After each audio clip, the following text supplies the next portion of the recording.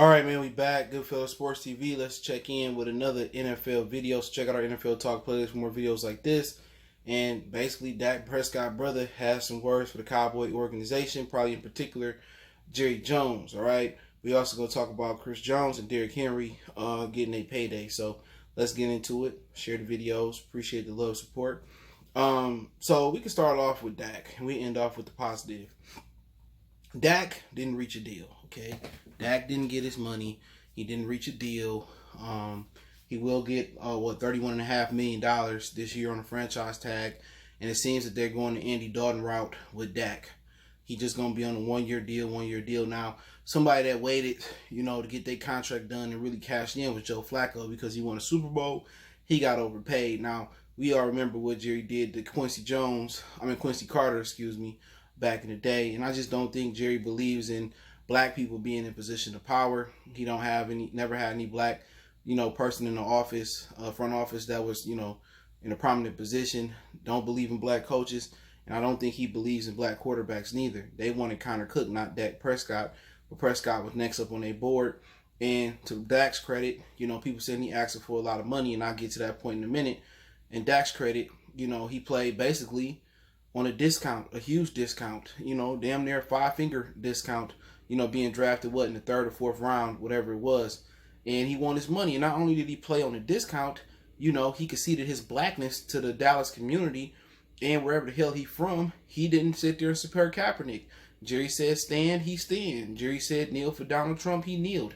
So him and Ezekiel Elliott, they pretty much, sold out their blackness. I don't respect a lot of, NFL players. I don't respect none of them because they won't even fight for their money, let alone fight for blackness. But he did everything Jerry told him to do. And then at a point, they built the mural of him as far as the get out face, looking all crazy because he ain't woke. But you got to remember, he also had a white mom, I believe it was. So, he don't really care. You know what I'm saying?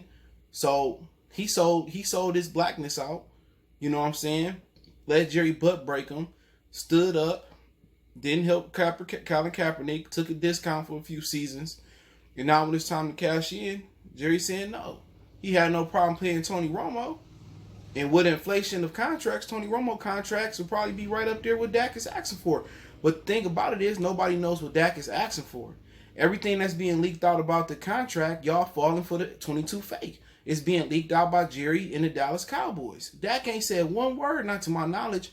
They said that he wanted if they wanted him to sign a 5th year or 4th year, he wanted $47 million for that year. That was completely false. Jerry Jones does those things in the media to put pressure on the player to sign the contract. They probably not even offering him $100 million guaranteed with $35 million a year. Probably not offering that. Guarantee is not as real as it seems. That contract probably got some language in there where they can cut ties and not owe him nothing. Something like, Andy Dalton contract in the Bengals. The first couple years, he made the majority of his money or something like that, and then they could cut him and not owe him nothing. So they're not telling you, the fine-tuning of the contract. Dak probably hey, if you make me stay a 4th or 5th year, whatever it is, I wanted my contract where I can't be franchise tag. So you never know exactly what the language says, but Dak ain't came on and said nothing. He been mum. He been silent on this type of situation. And everybody is jumping the gun and, believing what the media is saying about what he's asking for. And it's put in that propaganda is being pushed out by Jerry Jones. Any prominent Cowboy fan, and I ain't even a Cowboy fan. All right? I follow them, because they always on 24/7. But any prominent Cowboy fan can tell you that. Any prominent Cowboy fan can tell you the majority of Jerry Jones negotiations what it's like. And this is Jerry putting that propaganda out there. Jerry don't want no black man as a quarterback. Jerry's a stone cold racist. He is. So if you out there believing that Dak is turning down all this money, it's something funny to that story. Because the 5th or 4th year option at $45 million a year, that was cap. And Jerry never wanted to play Dak Prescott. Remember, he was trying so hard to pull Dak Prescott his rookie year to put Tony Romo in. They had no issue playing Romo. Romo fumbled the ball, when he was the field goal kicker holder and made them lose that playoff game. Was that versus Seattle? That was 2008, I believe it was. Or 7, excuse me. Tony Romo kept throwing picks to end the game. Kept falling short. And he had no problem, paying Romo. Then it got to the point as far as they retired Romo, retired his jersey, retired him as a Maverick like he was some staple in the Dallas community. At least Troy Aikman brought some rings there. Romo ain't bring nothing but hard times and just fake happiness. Oh, they about to do it. I remember they was going back and forth with Peyton Manning in the regular season. I said, oh, Romo finally got over the hump, and did something nice.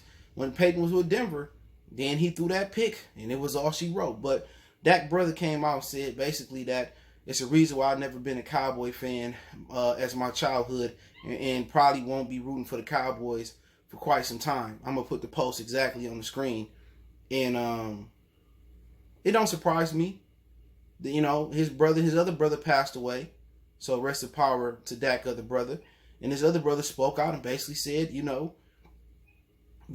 Jerry on some hoe shit and Dallas on some hoe, and they already know. All them white people in that room, they don't want no black person being the face of America's team. That's why I'm kind of skeptical with Cam going up to New England. I just got a feeling they gonna cut him. And they gonna let Stidham run the show. I just got a feeling. But hey, I don't have no love for Cam Newton either. Remember when Colin Kaepernick shook his hand, and wouldn't shook his hand because he wouldn't stand with him. And look at him. He one step away from being Kaepernick, playing for peanuts. A former league MVP. Wouldn't stand for nothing. A man that won't stand for his people or won't stand up for nothing, that's a man you need to get away from. He is stupid slow to do anything. Cam done put the dresses, the rumpers on. He done made a fool of himself. Didn't support Kaepernick. Don't stand up for the black quarterbacks, and look at him now. Playing for peanuts in Boston. Do you feel bad for him? Absolutely not. I don't feel bad for Cam. I don't have no love for Cam Newton. Don't at all. But his Dak brother has something to say. And he basically said that, hey, it's a reason why I'm messing with the Cowboys. And people know what's up. Cowboy fans know Jerry Jones don't like black people. Especially black people with prominent power in a quarterback position. It's hard to switch teams. If you truly got love for a team. But they know what Jerry about, and his son about the same thing. Racism isn't something you born into this world with. Racism is something that you learn. And Jerry never wanted the black quarterback to be the face of the Dallas Cowboys. Straight up and down. Nobody thought Dak was going to be what he was. They thought Dak was just going to be a guy that can back up Tony Romo and maybe right the ship until they found his replacement. That's it. And now his family is mad, and they ain't speaking to the media. Dak ain't bashing Jerry through the media. Dak ain't giving Jerry no more rope that he need to really he really can use not to pay this man. He ain't leaked nothing to the media, not to my knowledge. You know what I'm saying? He been an outstanding citizen through these motherfucking contract talks. Jerry's the one that could routinely leak stuff and try to make his players look bad. And basically, it sounded like Dak brother said they moving on to the next one like Jay-Z, and I ain't mad at him. You know what I'm saying? But see what happened when you make deals with the devil? You sit there and you listen to Jerry. You sell out your blackness.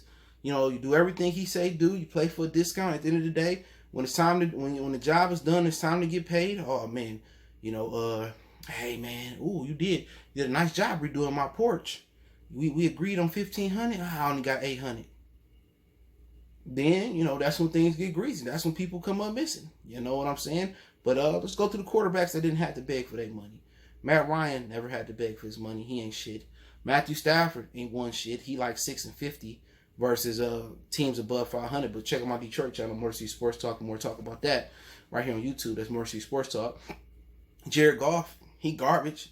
Dak way better than him. He ain't had to beg for his money. Carson Wentz ain't won a playoff game and Dak won one. He ain't had to beg for his money. You know what I'm saying? So let's look at it. You can keep going on and on about players that didn't have to beg for their money. Babe, when it came to Russell Wilson, he had to beg for his money. Y'all forgot that. Excuse me.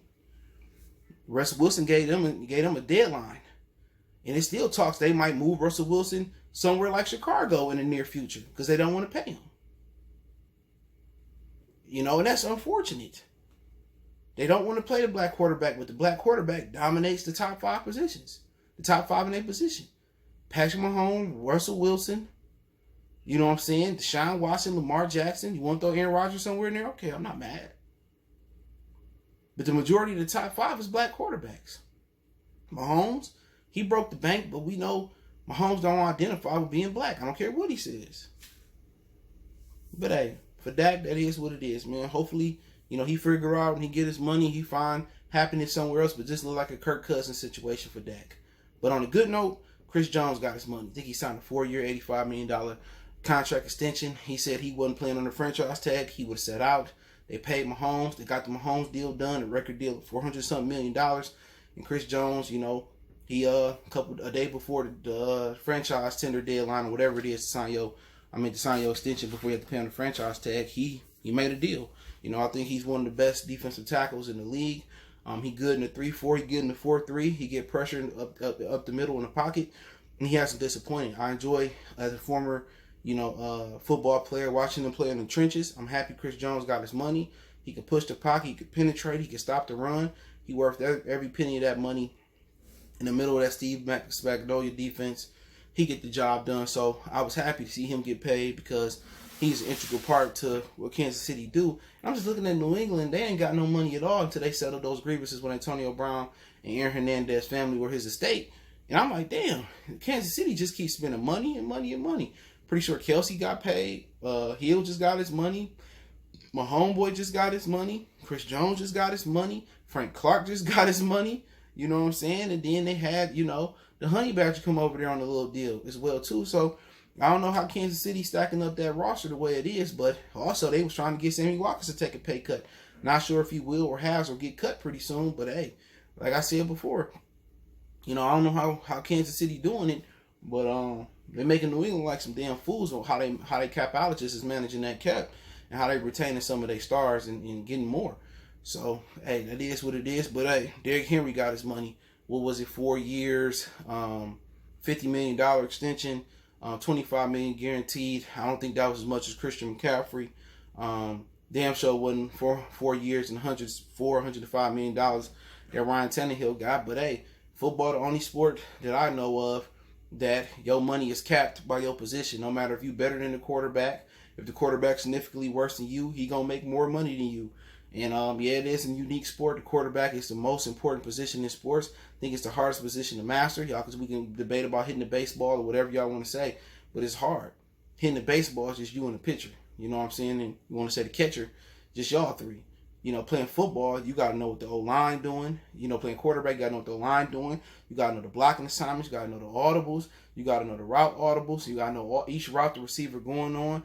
And like I said before, you might have to slot protection, audible protection. You got to work with the center. You got to know what the other 11 man on defense is doing. If you fuck up, you might get a receiver messed up, or you might get hit clean if you don't understand your scheme or how to get to your hot route.